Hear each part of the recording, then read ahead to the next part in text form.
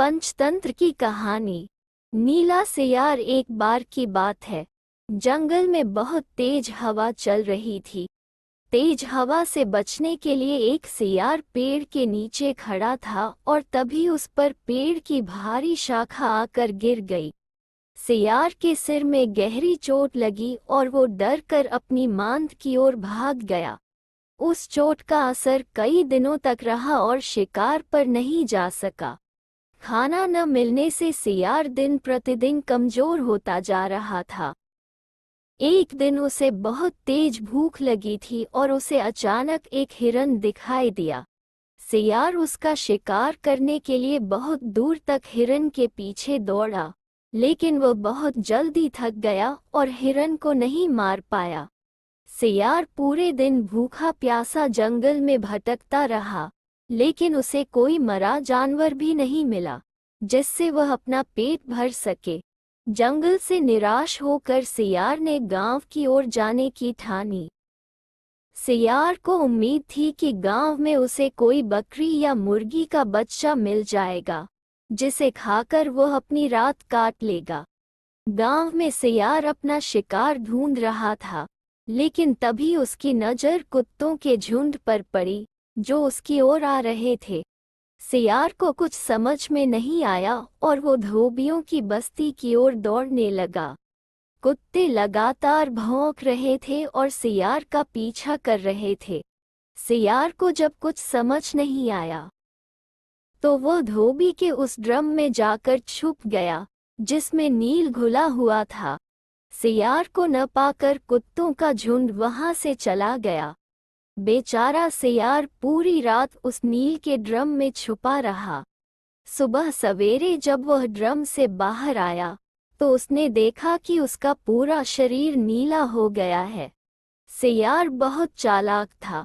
अपना रंग देखकर उसके दिमाग में एक आइडिया आया और वह वापस जंगल में आ गया। जंगल में पहुंचकर उसने ऐलान किया कि वो भगवान का संदेश देना चाहता है, इसलिए सारे जानवर एक जगह इकट्ठा हो जाएं। सारे जानवर सियार की बात सुनने के लिए एक बड़े पेड़ के नीचे एकत्रित हो गए।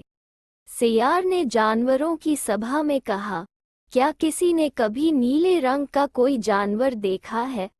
मुझे ये अनोखा रंग भगवान ने दिया है और कहा है कि तुम जंगल पर राज करो। भगवान ने मुझसे कहा है कि जंगल के जानवरों का मार्गदर्शन करने की जिम्मेदारी तुम्हारी है। सभी जानवर सियार की बात मान गए। सब एक स्वर में बोले, कहिए महाराज, क्या आदेश है? सियार ने कहा, सारे सियार जंगल से चले जाएं, क्योंकि भगवान ने कहा है कि सियारों की वजह से इस जंगल पर बहुत बड़ी आपदा आने वाली है। नीले सियार की बात को भगवान का आदेश मानकर सारे जानवर जंगल के सियारों को जंगल से बाहर खदेड़ आए। ऐसा नीले सियार ने इसलिए किया क्योंकि अगर जंगल में रहते तो उसकी पोल खुल सकती थी।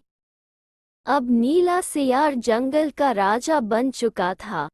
मोर उसे पंखा झलते और बंदर उसके पैर दबाते।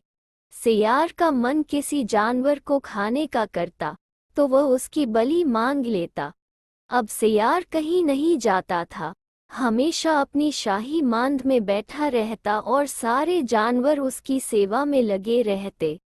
एक दिन चांदनी रात में सियार को प्यास लगी। वह मांद से बाहर आया तो उसे सियारों की आवाज सुनाई दी जो दूर कहीं बोल रहे थे। रात को सियार हू हू की आवाज करते हैं क्योंकि ये उनकी आदत होती है। नीला सियार भी अपने आप को रोक न सका। उसने भी जोर जोर से बोलना शुरू कर दिया। शोर सुनकर आस-पास के सभी जानवर जाग गए। उन्होंने नीले सियार को हू हू की आवाज निकालते हुए देखा। तब उन्हें पता चला कि ये एक सियार है और इसने हमें बेवकूफ बनाया है।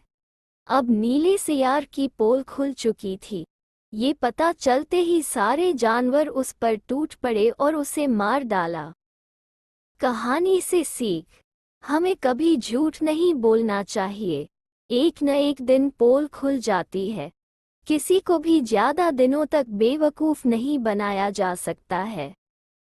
अगर आप लोगों को ये कहानी पसंद आए हो तो चैनल को सब्सक्राइब करो और मिलते हैं नई कहानी में।